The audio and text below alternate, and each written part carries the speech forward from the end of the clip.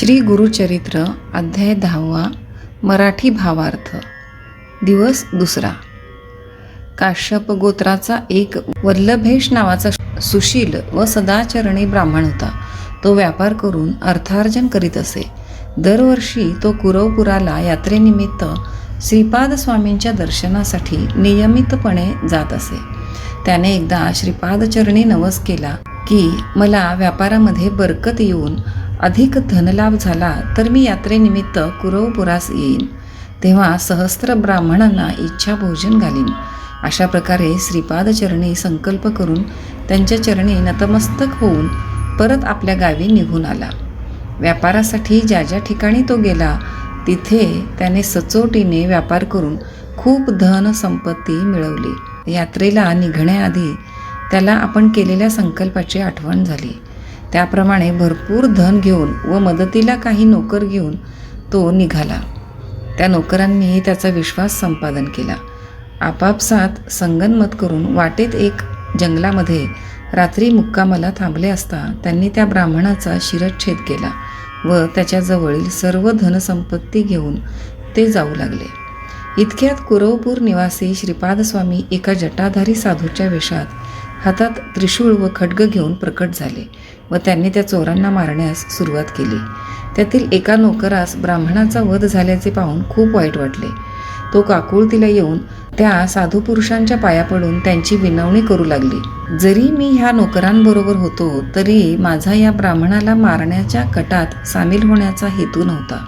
तरी कृपया आपण मला मारू नये अशी मी आपणास विनंती करतो. स्वामींनी त्या नोकराला जीवदान दिले व त्या ब्राह्मणाच्या अंगावर विभूती प्रोक्षण करून त्याला पुन्हा जिवंत केले.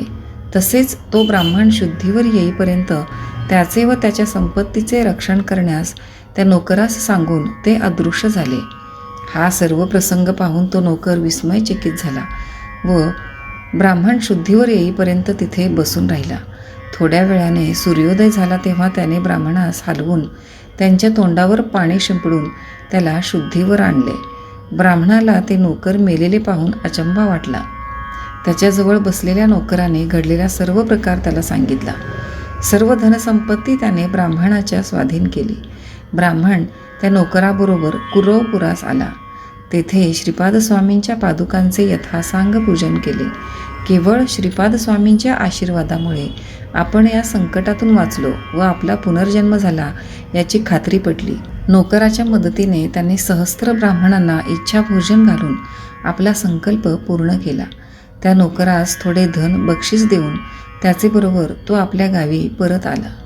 इति श्री गुरुचरित्रामृते परमकथा कल्पतरो श्री नरसिंह सरस्वत्युपाख्याने सिद्धनाम धारक संवादे कुरवपुरक्षेत्र महिमावर्णनम नाम 10मोऽध्यायः.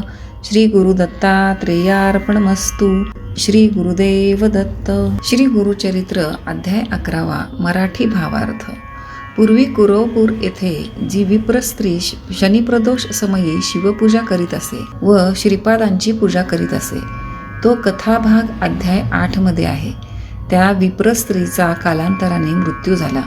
पुढील जन्मात ती कारंजे गावाला वाजसनेय शाखेच्या ब्राह्मण कुळात जन्माला आली. तिच्या जातकाप्रमाणे तिचे नाव तिला मातापित्यांनी अंबाभवानी असे ठेवले. ती आपल्या मातापित्यांच्या प्रेमळ सहवासात वाढत होती. पुढे ती उपवर झाल्यावर त्यांनी तिचा विवाह त्याच गावातील माधव नावाच्या एक सत्शील शिवभक्त ब्राह्मणाबरोबर लावून दिला.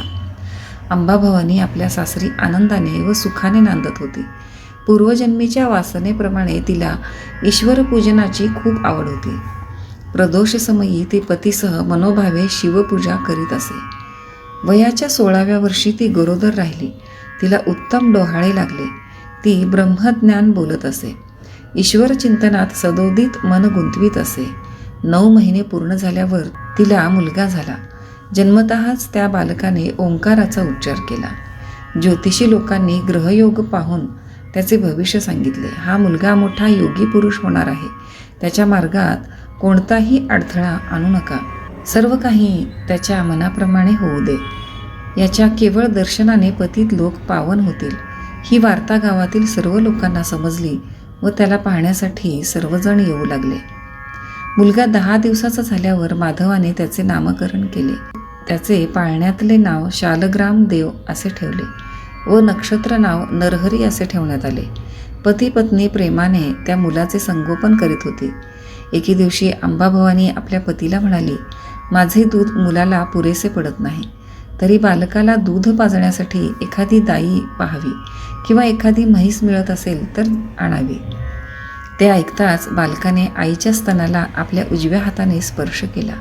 त्याबरोबर दुधाच्या धारा वाहू लागल्या. पुढे अंबाभवानी त्याच्याशी बोलण्याचा प्रयत्न करू लागली.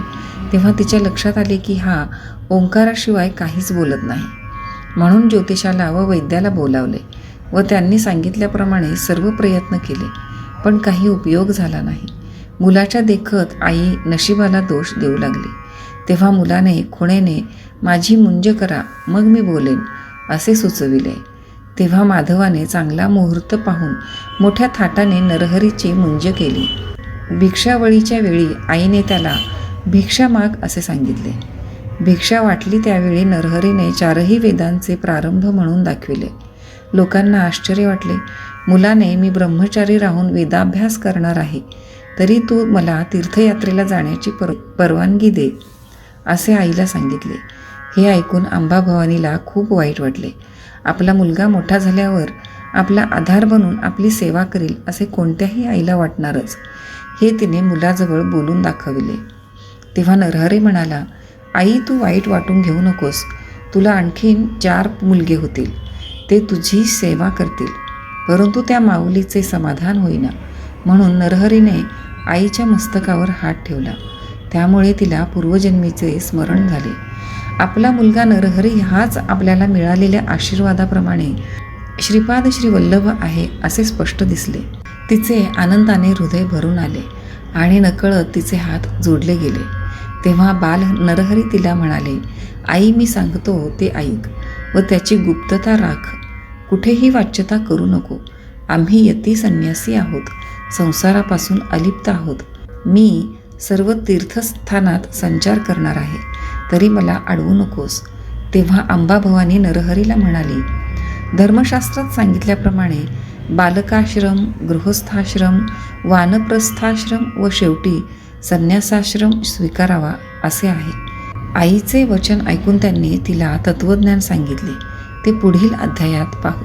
इति श्री गुरुचरित्रामृते परमकथाकल्पतरो श्री नरसिंह सरस्वत्योपाख्याने सिद्धनामधारक संवादे श्री गुरु नरहरि बाळ चरित्र लीला वर्णनम नाम 11 श्री गुरुदत्तात्रेयार्पणमस्तु. श्री गुरुदेव दत्त. श्री गुरुचरित्र अध्याय 12 मराठी भावार्थ.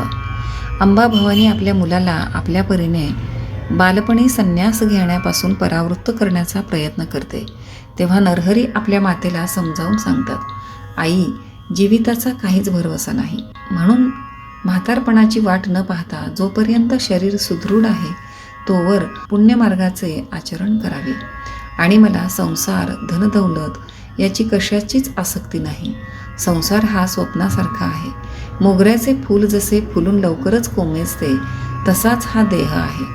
अशा प्रकारे वेगवेगळी उदाहरणे देऊन आपल्या माता पित्यांची समजूत घातली.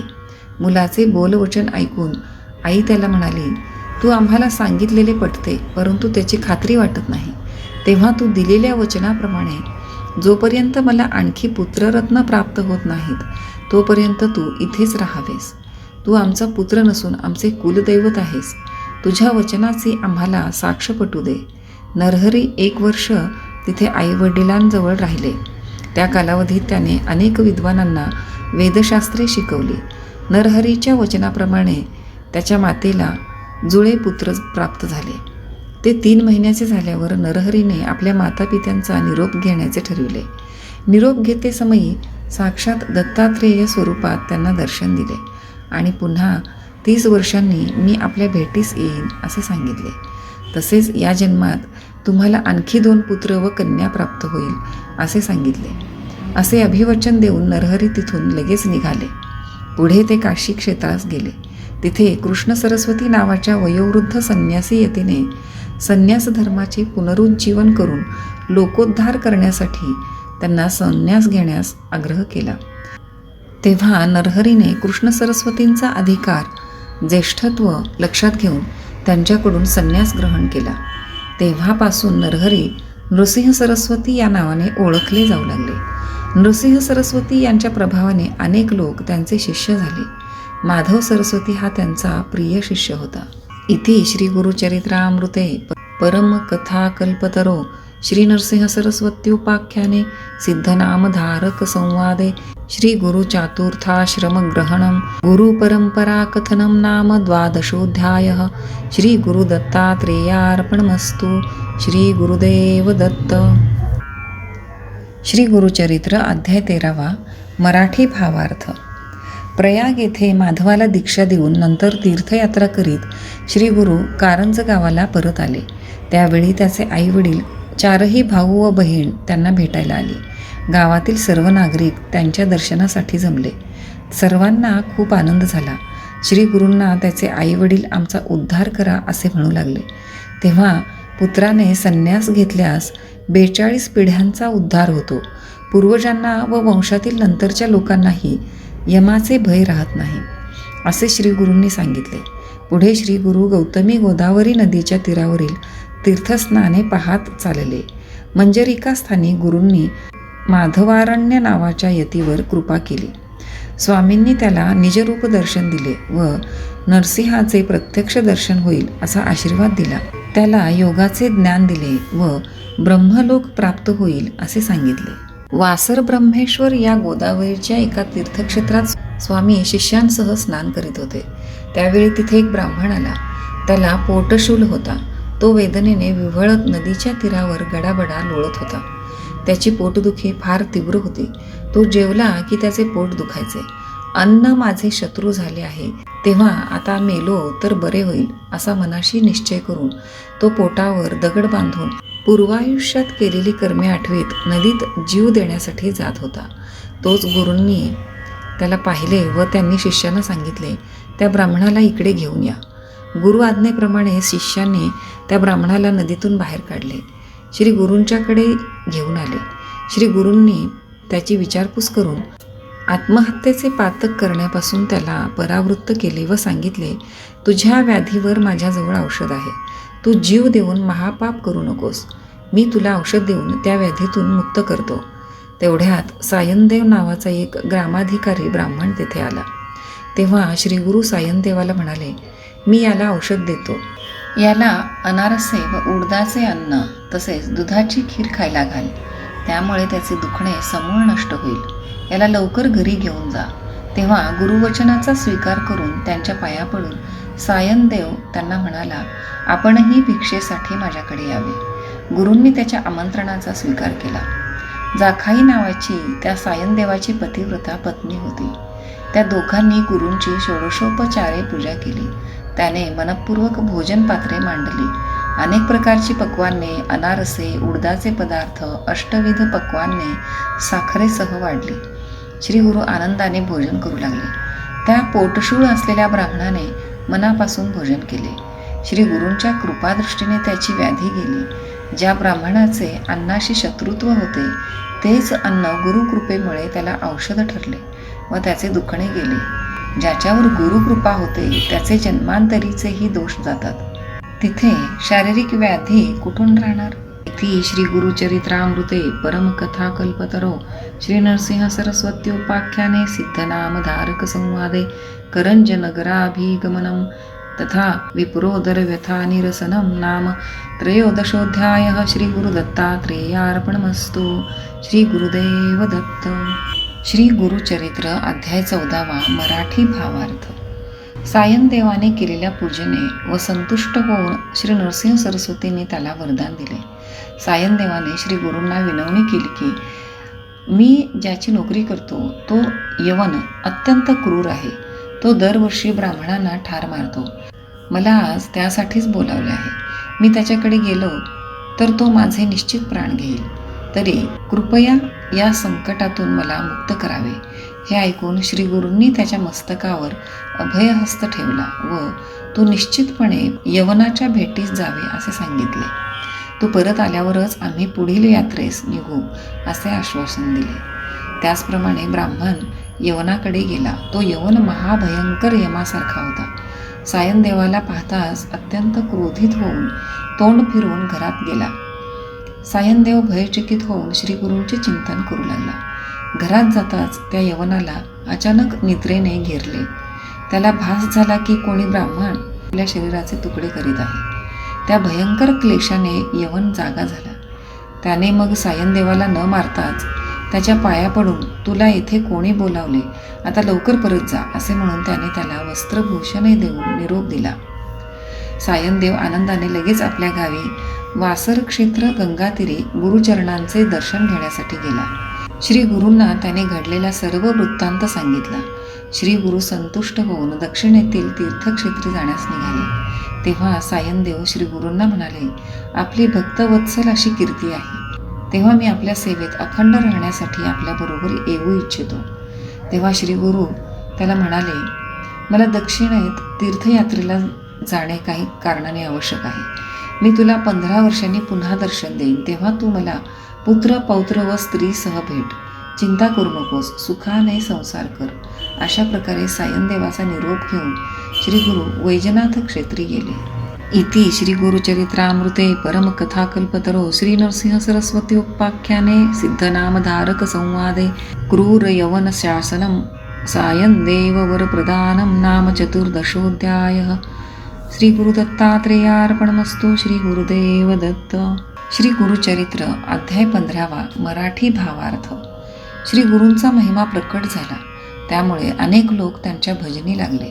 आपल्या कामना पूर्ण व्हाव्यात म्हणून त्यांच्या दर्शनास येऊ लागले.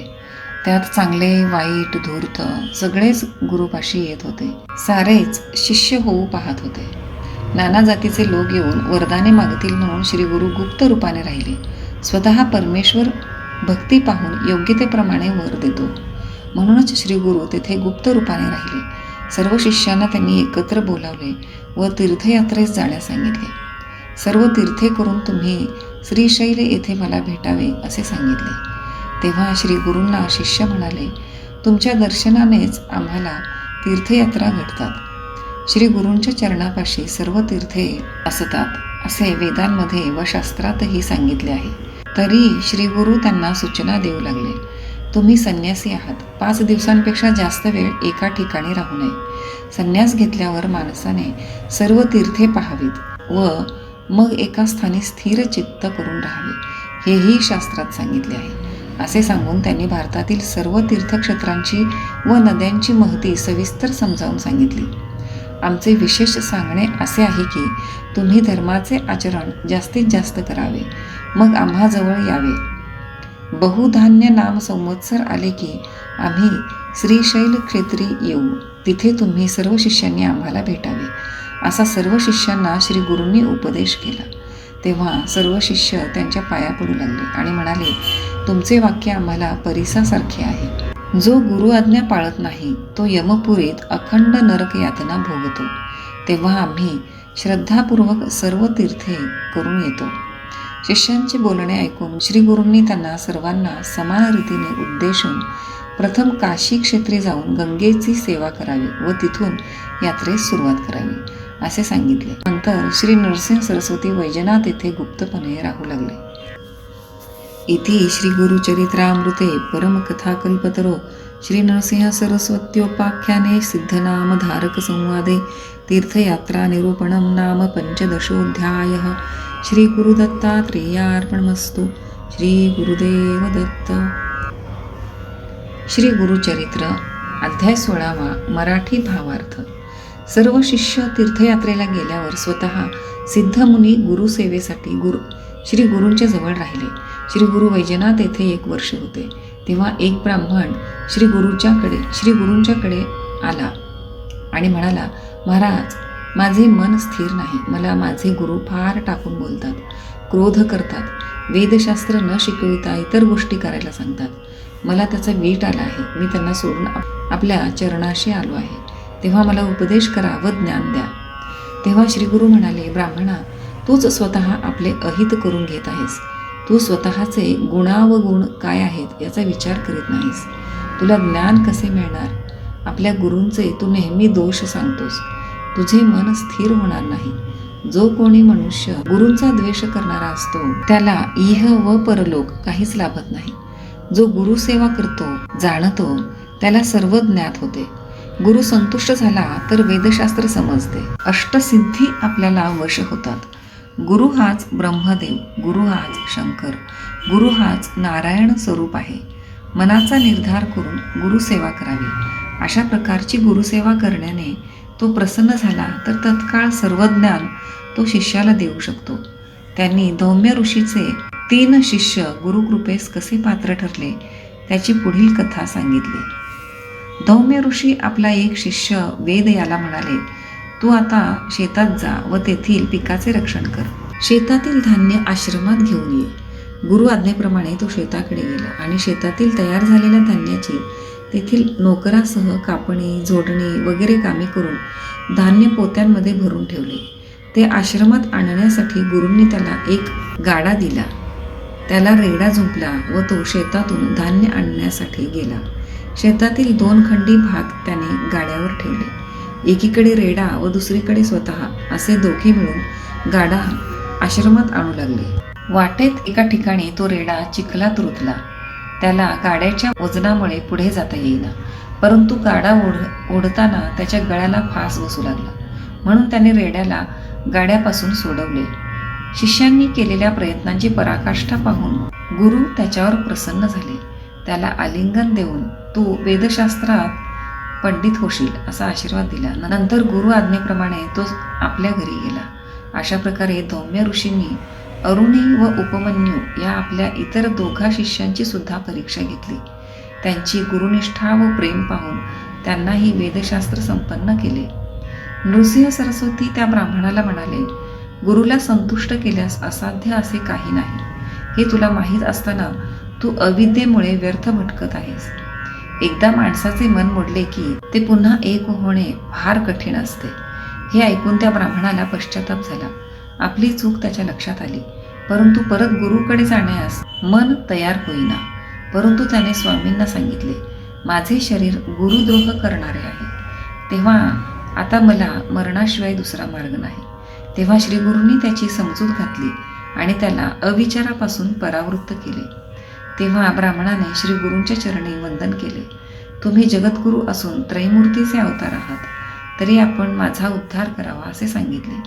तेव्हा श्री गुरु प्रसन्न झाले व त्याच्या मस्तकावर हात ठेवून त्याला आशीर्वाद देत म्हणाले, तुझे गुरु म्हणजे मीच आहे, तरी तू आपल्या गुरुकडे जा. त्याप्रमाणे तो ब्राह्मण परत आपल्या गुरुकडे गेला. इति श्री गुरुचरित्रामृते परमकथाकल्पतरो श्री नरसिंह सरस्वत्युपाख्याने सिद्धनामधारक संवादे गुरु शुश्रूषण महात्म्य वर्णनम नाम षोडशोऽध्यायः. श्री गुरुदत्तात्रेयार्पणमस्तु. श्री गुरुदेव दत्त. श्री गुरुचरित्र अध्याय 17. मराठी भावार्थ. करवीर क्षेत्रात एक वेदाभ्यास करणारा ऋग्वेदी ब्राह्मण राहत होता. तो शास्त्रे व पुराणे सांगत असे. त्याची कीर्ती संपूर्ण गावात झाली होती. शास्त्रे आणि व्याकरण याचे त्याला संपूर्ण ज्ञान होते. तो निष्ठेने आह्निक व नित्यकर्माचे आचरण करीत असे. त्याला एक पुत्र झाला, परंतु तो जन्मापासून मंदबुद्धीचा होता. दुर्दैवाने काही वर्षांनी त्या बालकाचे आई वडील दुःखी असमाधानी अवस्थेत कालवश झाले. म्हणून तो आपल्या आजोबा आजीकडे राहू लागला. तो 7 वर्षाचा झाला तेव्हा त्याच्या आजोबांनी त्याची मुंज केली. आजोबांनी त्याला संध्या गायत्री मंत्र शिकविण्याचा प्रयत्न केला, परंतु शिकवलेले त्याच्या काहीच लक्षात राहत नसे. तेव्हा तो वेदाभ्यास तरी कसा करणार? त्याला शिकण्याची जिज्ञासा होती, परंतु मंदबुद्धीचा असल्याने त्याच्या काही लक्षात राहत नसे. जेथे कोणी अध्ययन सांगत शिकवीत असत तेथे तो जाऊन शिकण्याचा प्रयत्न करी, पण तो लगेच विसरून जात असे. गावातील विद्वान लोक त्याची चेष्टा करीत असत, निर्भर्त्सना करीत त्याला खूप टाकून बोलत असत. ब्राह्मण कुळात जन्माला येऊन सुद्धा तुझे जीवन व्यर्थ आहे.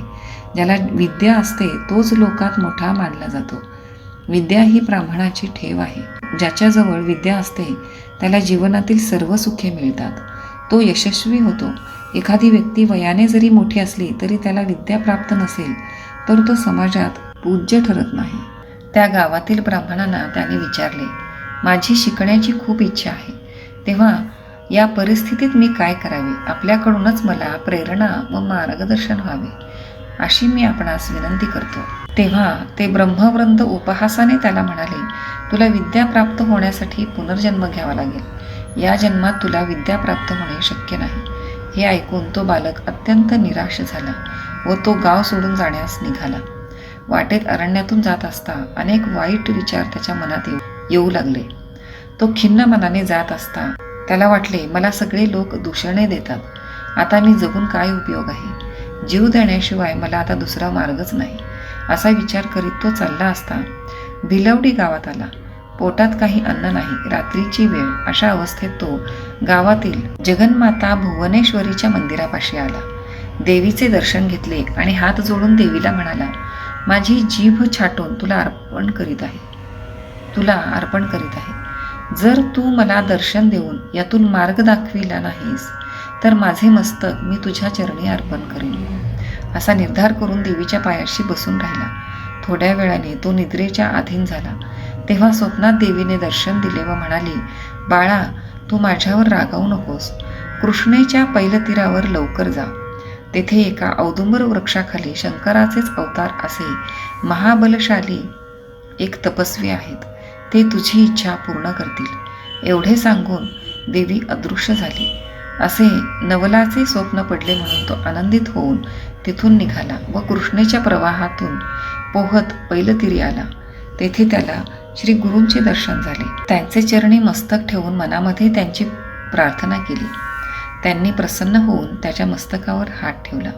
तेव्हा श्री गुरूंच्या स्पर्शाने त्याची जीभ पूर्ववत झाली व तत्काळ त्याला ज्ञान प्राप्त झाले. त्यांच्या हृदयात वेद, शास्त्रे, पुराणे, भाष्य, व्याकरण आदी सर्व ज्ञान प्राप्त झाल्याचे जाणवू लागले. परिसाचा स्पर्श होताच जसे लोखंडाचे सोने होते, तद्वत श्री गुरूंचा स्पर्श होताच त्याला सर्व प्रकारचे ज्ञान प्राप्त झाले. गुरु महिमा असा असतो, ते ज्या स्थानी असतात त्या स्थानाची महती तितकीच थोर असते. इति श्री गुरुचरित्रामृते परमकथाकल्पतरो श्री नरसिंह सरस्वत्योपाख्याने सिद्धनामधारक संवादे भिल्लवडी स्थान महिमान वर्णनम मंदमती ब्राह्मण वरप्रदानम नाम सप्तदशोऽध्यायः. श्री गुरुदत्तात्रेयार्पणमस्तु. श्री गुरुदेव दत्त. श्री गुरुचरित्र अध्याय 18 मराठी भावार्थ. पंचगंगेच्या तीरी, ज्याला आता नृसिंहवाडी असे म्हणतात, नरसिंह सरस्वती 12 वर्ष राहिले. त्या पंचगंगा नदीची थोरवी फार आहे. शिवा, भद्रा, भोगावती, कुंभी व सरस्वती ह्या नद्या मिळून पंचगंगा नाव प्रख्यात झाले आहे. श्री गुरूंनी गुप्तपणे राहण्यासाठी हेच स्थान निवडले. त्या तीर्थक्षेत्राचा उपयोग पुढे भक्तजनांचा उद्धार करण्यासाठी होणार म्हणून श्री गुरु तेथे प्रकट झाले. तेथे असताना श्री गुरु भिक्षेसाठी अमरापूर गावात रोज जात असत. त्या गावात एक ब्राह्मण वेदाभ्यास करणारा होता. त्याची स्त्री पतिव्रता होती. तो ब्राह्मण केवळ ब्राह्मणांकडूनच कोरडी भिक्षा घेत असे व आपली उपजीविका चालवत असे. सात्विक वृत्तीने नित्यकर्म करीत असे. त्याच्या घरासमोर दारापाशी एक मोठा घेवड्याच्या शेंगांचा वेल होता. त्या वेलाच्या शेंगा कधी कधी गावात भिक्षा मिळाली नाही तर उदरनिर्वाहाच्या कामी येत असत. एके दिवशी श्रीगुरू त्या विप्राच्या घरी भिक्षेसाठी गेले.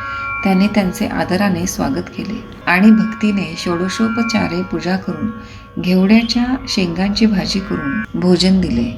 श्री गुरूंनी ब्राह्मणाला आशीर्वाद दिला की आता तुझे दैन्य दूर झाले, दारिद्र्य दूर झाले, आता सुखाने संसार कर असे म्हणून जाताना अंगणातील दारापासचा वेल तोडून टाकला व आपण संगमावर निघून गेले.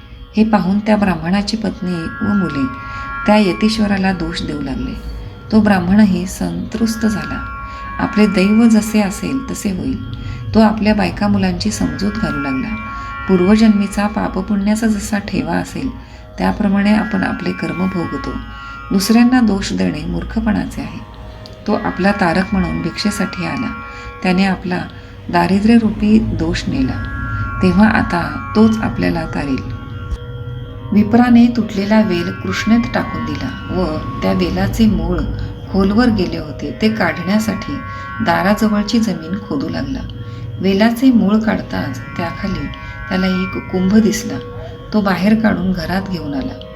तो कुंभ उघडला असता त्याला त्या कुंभात खूप धन दिसले. ते पाहून त्या विप्राला व त्याच्या कुटुंबाला खूप आनंद झाला. यतीश्वर प्रसन्न झाले. त्यांनी आपला शब्द खरा केला. तेव्हा तो सामान्य योगी नव्हता, तर ईश्वराचाच अवतार होता याची त्याला खात्री पटली. तेव्हा तो लगेच आपल्या कुटुंबासह त्यांच्या दर्शनासाठी संगमावर गेला. त्याने श्रीगुरूंची पूजा केली व घडलेला सर्व वृत्तांत सांगितला. तेव्हा श्रीगुरू त्याला म्हणाले, ही गोष्ट गुपित ठेव. माझे स्वरूप जर तुम्ही लोकात प्रकट केलेत तर ही सर्व संपत्ती नाहीशी होईल. असे सांगून श्रीगुरूंनी ब्राह्मणाला आशीर्वाद दिला. तेव्हा जो मनुष्य दैवहीन आहे त्याने गुरूंचा आश्रय करावा, तोच त्याला पैलतीराला नेईल. इति श्री गुरुचरित्रामृते परमकथाकल्पतरो श्री नृसिंह सरस्वती उपाख्याने सिद्धनामधारक संवादे अमरापुरमहिमानं द्विजदैन्यहरणम् अष्टदशोऽध्यायः श्रीपाद श्रीवल्लभ नृसिंह सरस्वती दत्तात्रेयार्पणमस्तु. श्री गुरुदेव दत्त. श्री गुरुचरित्र अध्याय 19. मराठी भावार्थ. या अध्यायात औदुंबर वृक्षाचे महत्त्व सांगितले आहे. त्याचा थोडक्यात कथाभाग असा आहे. श्री नृसिंहाने हिरण्यकश्यपूचे पोट आपल्या नखांनी फाडून जेव्हा त्याला मारले, तेव्हा हिरण्यकश्यपूच्या पोटात असलेल्या विषाने नृसिंहाच्या नखांची आग होऊ लागली. त्यावेळी लक्ष्मीने औदुंबराची फळे आणून दिली. नृसिंहाने आपली नखे त्या फळात रोवली. त्यामुळे नखांची आग थांबली. म्हणून नृसिंहाने औदुंबराला अनेक वर दिले. श्री गुरु हे उष्ण उग्र नृसिंह मंत्राचा जप करीत. त्याची उष्णता बाधू नये यासाठी ते औदुंबर वृक्षाखाली बसत असत. कलियुगातील तोच कल्पतरू आहे. अमरेश्वराच्या सान्निध्यात 64 योगिनी होत्या. त्या श्रीगुरूंची पूजा करण्यासाठी रोज दुपारी औदुंबर वृक्षाखाली बसत असत. तेथे येऊन श्री गुरूंना नमस्कार करून त्यांची सुगंधित फुलांची पूजा करण्यासाठी मंदिरात घेऊन जात असत. त्यांच्या सदनात भोजनाचा स्वीकार करून श्रीगुरू पुन्हा औदुंबर वृक्षाखाली येऊन बसत. श्रीगुरू भिक्षा मागत नसत. तेव्हा गावातील ब्राह्मणांना आश्चर्य वाटत असे व त्यांच्या दिनचर्येविषयी त्यांच्या मनात कुतूहल निर्माण झाले. या यतीश्वरांचा खरा ठाव पाहण्यासाठी संगमावर गेले. पण दुपार झाली तशी त्यांच्या मनात भीती निर्माण झाली आणि त्यांनी आपल्या घराकडे पळ काढला.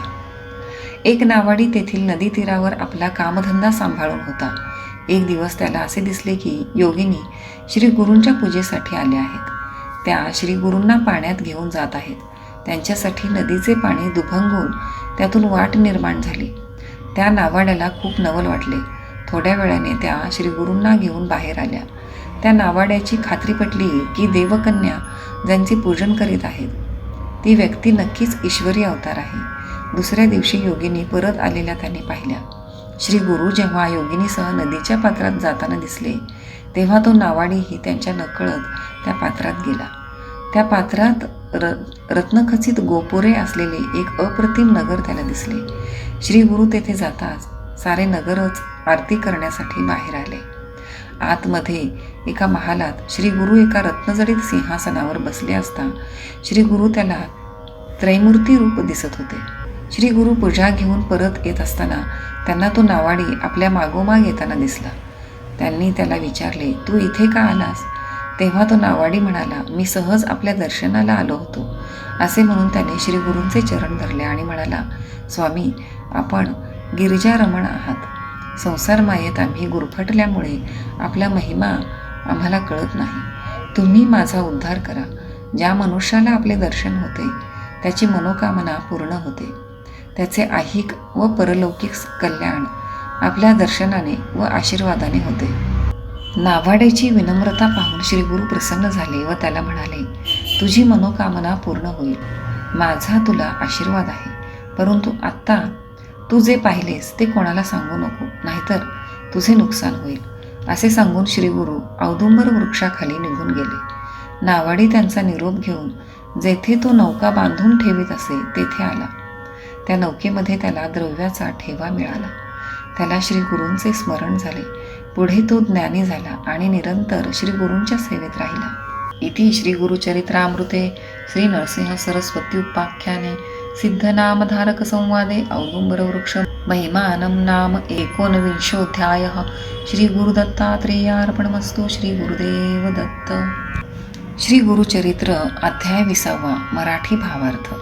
औदुंबर वृक्षाजवळ गुप्त रूपाने गुरूंचे अस्तित्व असते याची आणखी एक कथा या अध्यायात सांगितली आहे. शिरोळ नावाच्या गावात गंगाधर नावाचा एक वेदाभ्यासी ब्राह्मण राहत होता. त्याची पत्नी सुद्धा शांत, सुशील व पतिव्रता होती. परंतु दुर्दैवाने तिला होणारे पुत्र जन्मतःच मरण पावत असत. त्यामुळे ती फार दुःखी, कष्टी होत असे. तिने अनेक उपवास व व्रते केली, परमेश्वराची आराधना केली. गावातील विद्वान ब्राह्मणांना विचारले. त्यांनी तिला सांगितले, तुझ्या पूर्वकर्मानुसार हे घडत आहे. गेल्या जन्मी तू एका शौनक गोत्राच्या ब्राह्मणाकडून ऋण घेतलेस. ते तो मागत असतानाही तू त्याचे ऋण फेडले नाहीस. तो ब्राह्मण अत्यंत लोभी होता. तू त्याचे धन दिले नाहीस, म्हणून त्याने आत्महत्या केली. तोच ब्राह्मण पिशाच्य होऊन तुझा गर्भ नष्ट करीत आहे. यावर आपण काही उपाय सुचवावा अशी तिने त्या विद्वान ब्राह्मणांना विनंती केली. तेव्हा ते विप्र तिला म्हणाले, तू गेल्या जन्मी त्या ब्राह्मणाचे ऋण फेडले नाहीस. हे ब्रह्महत्ये एवढेच मोठे पाप आहे. त्या ब्राह्मणाची उत्तरक्रिया ही तुलाच करावी लागेल आणि शौनक गोत्रातील एखाद्या ब्राह्मणाला दक्षिणा देऊन त्या ब्राह्मणाचा उद्धार करावा लागेल. पंचगंगेच्या तीरावर अनेक तीर्थे आहेत. तिथे जाऊन 1 महिनाभर राहा. रोज सकाळी स्नान करून औदुंबर वृक्षाला 7 वेळा स्नान घालून त्या वृक्षाची आराधना करीत राहा. तसेच तेथील गुरुपादुकांवर रोज अभिषेक कर. औदुंबर वृक्षापाशी श्री नरसिंह सरस्वतीचे वास्तव्य आहे. तेथे श्रद्धेने यथाविधी पूजा केलीस तर तुझे पूर्वजन्मीचे पाप नष्ट होईल. तुझे पुत्र शतायुषी होतील. हे सर्व ऐकून ती ब्राह्मणांना म्हणाली, आपण सांगितल्याप्रमाणे मी सर्व काही करू शकते, परंतु ब्राह्मणाला द्यायला दक्षिणा कुठून आणू? तेव्हा ब्राह्मण म्हणाले, श्री गुरूंची मनोभावे सेवा केलीस तर तेच तुला यातून काहीतरी मार्ग दाखवतील. औदुंबर वृक्षातळी त्यांचे अस्तित्व असते. त्यावर तू विश्वास ठेव. तुझा ब्रह्महत्येचा दोष ते निवारण करतील. तुला जेवढे दान देता येणे शक्य आहे तेवढे दे. याप्रमाणे तिने औदुंबराला जाऊन आपल्या व्रताचरणाला सुरुवात केली. असे 3 दिवस केल्यावर तो ब्राह्मण पिशाच्य तिच्या स्वप्नात आला. पैसे मागू लागला आणि जर नाही दिलेस तर तुझे प्राण घेईन असे म्हणून तिला मारू लागला. ती स्त्री तिथून भिवून पळाली व औदुंबर वृक्षाच्या मागे जाऊन लपली. तेव्हा श्रीगुरू तिथे प्रकट झाले आणि त्यांनी तिला अभय दिले. त्या पिशाच्याचे बोलणे ऐकून श्रीगुरू अत्यंत कोपाने त्या पिशाच्याला म्हणाले, मी सांगतो ते ऐकलेस तर तुझी या पिशाच्या योनीतून मुक्तता होईल. ही विप्र स्त्री जे काही देईल तेवढे तू घे. हे पटत नसेल तर येथून निघून जा, नाहीतर तुला आणखी शिक्षा भोगावी लागेल. श्री गुरूंचे वचन ऐकून पिशाच्य रूपी ब्राह्मण म्हणाला, स्वामी, मला तुमच्या चरणाचे दर्शन झाले. हे मी माझे भाग्य समजतो. आपण माझा उद्धार करा. आपण सांगाल त्याप्रमाणे मी करायला तयार आहे. तेव्हा श्री गुरु म्हणाले, विप्र स्त्री 10 दिवसांनी तुझे क्रियाकर्म करील. त्याने तुला गती मिळेल. श्री गुरूंनी विप्र स्त्रीला सांगितले, सध्याप्रमाणेच 7 दिवस औदुंबराला स्नान घाल. मग तुझे पाप नष्ट होईल. तुझे पुत्र व कन्या पूर्णायुषी होतील. असे स्वप्न पाहून ती स्त्री जागी झाली. तिने श्रीगुरूंना सांगितल्याप्रमाणे ब्राह्मणाचे क्रियाकर्म केले. त्यामुळे तो ब्राह्मणाला सद्गती प्राप्त झाली. चित्रकथेप्रमाणे मूळ कथाभाग एवढाच आहे. पुढे श्रीगुरूंनी सांगितल्याप्रमाणे त्या ब्राह्मण दाम्पत्याला 2 पुत्र झाले. लहान मुलगा 3 वर्षांचा झाला तेव्हा त्याचे चौलकर्म करण्याचे ठरले. परंतु आदल्या दिवशी तो मुलगा धनुर्वाताने गेला. श्री गुरूंचा शब्द खोटा ठरला म्हणून तिने मुलासहित अग्निप्रवेश करण्याचे ठरविले. त्यावेळी तिथे एक तरुण ब्रह्मचारी आला व त्याने तिला आत्मज्ञानाचा संदेश दिला. इति श्री गुरुचरित्रामृते परमकथाकल्पतरो श्री नरसिंह सरस्वत्योपाख्याने सिद्धनामधारक संवादे ब्रह्मसंबंध परिहार प्रेतजननी शोकनम नाम 20ोऽध्यायः. श्री गुरुदत्तात्रेयार्पणमस्तु. श्री गुरुदेव दत्त. श्री गुरुचरित्र अध्याय 21. मराठी भावार्थ. गेल्या अध्यायातील राहिलेला कथाभाग या अध्यायात आहे. त्या तरुण ब्रह्मचार्याने त्या मृत बालकाच्या आईचे सांत्वन करण्याचा प्रयत्न केला. 4 उपदेशाच्या गोष्टी सांगितल्या. या संसारामध्ये प्रत्येक जीव आपापल्या कर्मानुसार जन्मास येतात व कर्माप्रमाणे सुखदुःखे भोगतात. म्हणून ज्ञात्याने जन्माचा संतोष व मृत्यूचा रोष मानू नये. अशा प्रकारे तो ब्रह्मचारी सर्व ज्ञान विस्तारपूर्वक सांगत होता. तेव्हा ती स्त्री म्हणाली, स्वामी, आपण मला धर्मज्ञान, जीवनाचे तत्वज्ञान पूर्णपणे सांगितले, पण माझे समाधान होत नाही. प्रारब्ध जर सर्वश्रेष्ठ आहे तर हरिभक्ती कशाला करायची? आम्ही आधीच दुर्दैवी होतो म्हणून तर श्री गुरूंना शरण गेलो. त्यांनी दिलेल्या अभिवचनावर आमची श्रद्धा होती. नृसिंह सरस्वती हे त्रिमूर्तीचे अवतार आहेत. त्यांनी दिलेला शब्द वर खोटा कसा होईल ते सांगा. तेव्हा आता मी प्राणत्याग करून तो गुरूंना अर्पण करीन. त्यांची कीर्ती सर्वत्र पसरू. तिचे बोलणे ऐकून आणि गुरुवरील दृढ श्रद्धा पाहून तो ब्रह्मचारी तिला म्हणाला, माते, तू असा त्रागा करू नकोस. तुझ्या मुलाचा मृत्यू झालाच आहे, तर तू त्याचे प्रेत श्री गुरूंच्या स्थानी घेऊन जा. त्याप्रमाणे ती मुलाला घेऊन औदुंबर वृक्षापाशी आली. पुत्रशोक हा सर्व दुःखाहून असह्य असतो.